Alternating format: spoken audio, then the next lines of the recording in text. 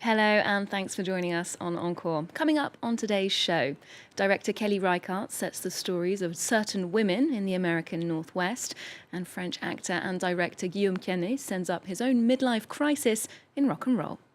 Guillaume Canet.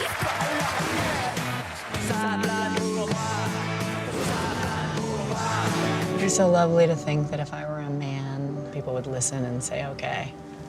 It would be so restful.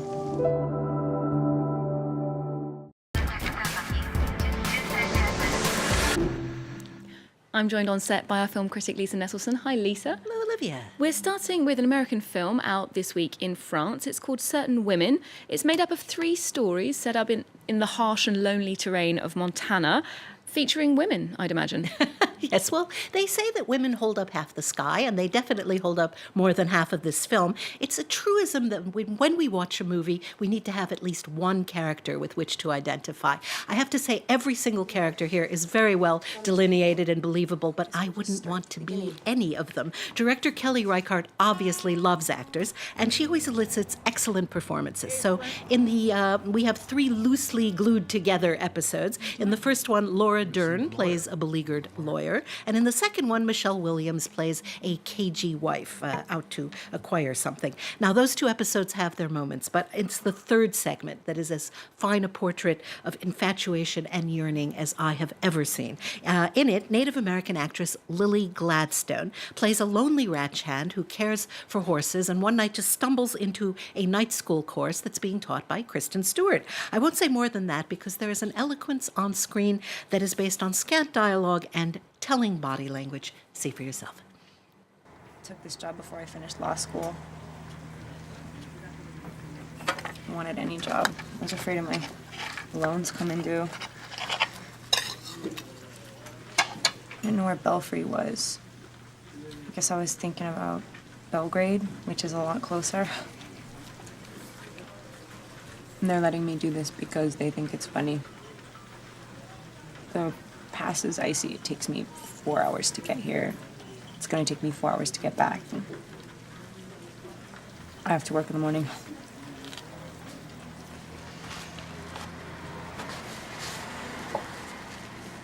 Did you tell me how you ended up in this class? Just saw people going in. Now, Lily Gladstone came in first place for Best Supporting Actress in the IndieWire poll of 200 American film critics, and she received awards from the Boston and Los Angeles critic groups. Put it this way, if you see this particular performance, you will never forget her. So that's a rising talent to keep our eyes on. Now, Kelly Reichart, that's a name that is familiar to me. Can you tell us more about this director? Sure. She made her first feature back in 1994, a Florida-set tale called River of Grass, which is the only one of her movies I haven't seen. Old Joy, about 2 male buddies reconnecting on a camping trip, really put her on the map back in 2006, followed 2 years later by Wendy and Lucy, which is probably my favorite of her films thus far. Michelle Williams plays a young woman who is a drifter stranded with only her dog, and it's a devastating portrait of what it's like to have no money and scant prospects in contemporary America. She made a strange historical drama called Meek's Cutoff in 2010, and the rather interesting Night Moves in 2013 about a trio of American eco-terrorists. It won a top prize at the Deauville Film Festival here in France. Now, Reichart is well known in American indie circles, but I found out that she is a rock star in Vienna, Austria. At the International Film Festival there in late October, the Biennale sold out the 700-seat Gartenbau Kino twice, including at 1 in the afternoon, and to accommodate demand, they showed the film at 6 in the morning for Viennese people who have jobs and want to see a movie before they go to. Fantastic example of, American directors not so big in the States, Absolutely. but big in Europe. Now we're moving to a Belgian movie being released here in France. It's called A Wedding, which would suggest that it's festive, but I believe this wedding is not so much a cause for celebration. Well, there is one clear cause for celebration, and that's the marvelous central performance by the woman you see there, Lina El Arabi, as 18-year-old Zaira, a smart, sexually active young woman who is perfectly integrated into Belgian society. The source of conflict, and it's not the sort of thing that goes away on its own, is that she is of Muslim Pakistani heritage, and her parents expect her to go through with an arranged marriage with a deemed suitable young male in Pakistan, who she only knows from a stilted Skype conversation. So we have this bizarre, we have this bizarre combo of old and new: arranged marriage and Skype, the freedom of Belgium, and the traditional pull of Pakistan. A striking aspect of this culture clash, for me anyway, is that the film opens with Zaira in a medical setting arranging to abort her pregnancy. She's a pregnant teenager, and her family, mother, father, and the brother Amir, who she adores and who adores her, know she's pregnant, and they are all for her getting this abortion, which represents a fresh start. And I believe the director, when creating this story, actually based it on true events. Yes. Alas and alack, there are true stories like this, apparently more often than we would imagine. The screen tells us it's based on a true story. The writer-director obviously did his research. There is dialogue in French and in Urdu, and it does an excellent job of showing a small batch of characters stuck between that proverbial rock and a hard place. You have to ask yourself, how in the world, in this day and age, can anyone expect a contemporary young woman to go through with a forced marriage? But if she doesn't go through with it, the shame will be so great on her entire family that her own father will never be able to show his face again in Pakistan. And her brother is torn between his love for his sister and this bred-in-the-bone notion of what honor consists of. Now, many cultures have long-standing traditions that look kind of silly or bizarre seen from the outside. In my country, for example, it's the Electoral College. Antiquated as well, perhaps. Now, we're staying in the French-speaking world with a new film that pushes the proverbial envelope. This is a lot lighter. Actor and director Guillaume Canet is sending himself up, in a way, with his real-life partner, Marion Cotillard, an off-kilter comedy that he wrote and directed, Rock and Roll. What is going on here? That's an excellent question. And in fact, a lot of the people writing about it have had trouble with that. Guillaume Canet is a very talented guy. This is his fifth feature as a director, and it is chock full of in-jokes that are actually very funny if you know a little bit about celebrities in the French-speaking world. You asked about the tone. One might be forgiven for thinking that it's a navel-gazing exercise or a vanity project, but in fact, it is the exact opposite. It is a no-vanity project. Why do I say that? Well, we're introduced to Canet playing a film actor named Guillaume Canet, who's co-starring in a new movie in which he plays a pastor who is the 43-year-old father of a 20-year-old Camille. And in his dressing room, the first time we see him, he's examining his own crotch because one of his testicles hurts a lot, and that interferes with his horseback riding. And people in the know that the real Canet is a competition-level equestrian. So the movie starts with potentially embarrassing information about its star's scrotum and only gets stranger from there.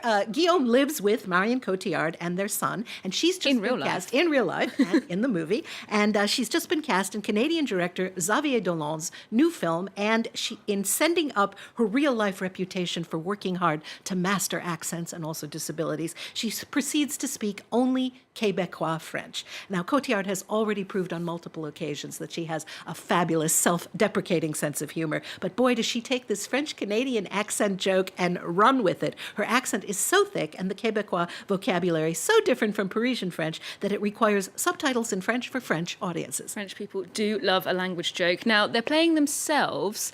So what's the conflict here? Well, a few days into the shoot, Guillaume and Camille sit down for an interview with a magazine reporter in which Guillaume finds out that there is a rising new class of young actors and that he's not hot stuff anymore. And this comes as completely new news to him. He had no idea. So he goes from being a fairly satisfied guy to being obsessed with seeming younger in every possible way. He wants to audition for parts half his age, embarrassing his agent. He's trim and healthy, starts working out to bulk up. He hangs out in nightclubs until all hours, trying to keep up with a much younger crowd. Here's a taste of his antics. Bonsoir. Quand je vais dire à ma mère que je vous ai rencontré, elle va être comme une dingue, quoi. Ah ouais. Je vous souhaite une longue et belle fin de carrière. Salut. Merci, au revoir. Petit connard. Il le mérite tellement, Pierre. Moi, j'avais l'impression de voir Yves Saint-Laurent. Tu l'as connu, toi, Saint-Laurent? Pas plus que ça. Bon, ferme ta gueule, alors. Mais ça va pas! Mais là, je suis pas rock! Hein? Je suis pas rock, là! Qu'est-ce qui t'arrive? Je me demande un peu ce que je fais là, en fait. Nous sommes là pour en parler. Ça fait envie, mais ça peut effrayer aussi. Bonjour, tout le monde! Oh putain, qui Mais pourquoi t'as fait ça? The story leads to incredibly out there satire and parody, which they were carefully concealing, and it works on several levels thanks to fabulous special effects. I laughed a lot. Okay, good for a laugh then. Now we're finishing with a film that's back in theatres after almost 50 years about the young and then idealistic nation of Israel when it was still a very, very, very young country, as seen by the master of the cinematic essay, Chris Marker. Chris Marker is a name we can't say too often. He was a uniquely innovative French filmmaker who died in 2012 at age 91 and went to Israel in 1960 to make a documentary about this young nation, which he describes as being 12 going on 13. And 13, as you may know, is kind of a big deal in Judaism because that's when a boy becomes a man.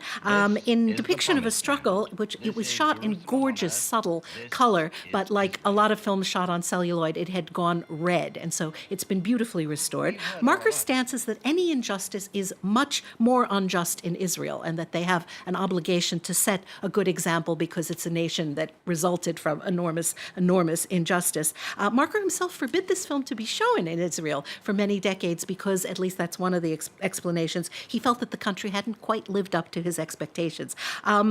Paired with this film is an 80-minute experimental documentary by an Israeli named Dan Geva, who, with Marker's permission, revisited some of the places and even some of the people from that original film 50 years later. He even tracked down the woman we see at the end of the original film as a 10-year-old artist, and seen together, these two films are definitely food for thought. And certainly quite topical as well politically. Lisa, thank you so much for joining us today. We'll leave you with a taste of Chris Marker's cinema with a clip of depiction of a struggle. Remember, you can get more arts and culture on our website, and you can also keep up with Encore on Twitter, Facebook and Instagram. There's more news coming up on France 24 after this.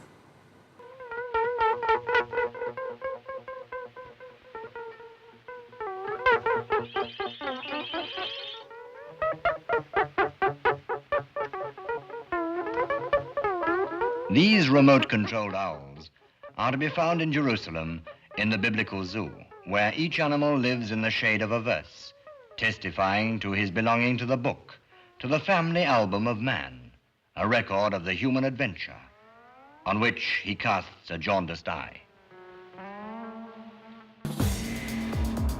Reporters, presented by Mark Owen. Exclusive insights, real people, the stories that matter all around the world. France 24's international correspondents witness the news as it happens, where it happens, and they bring it to you. Reporters on France 24 and France24.com.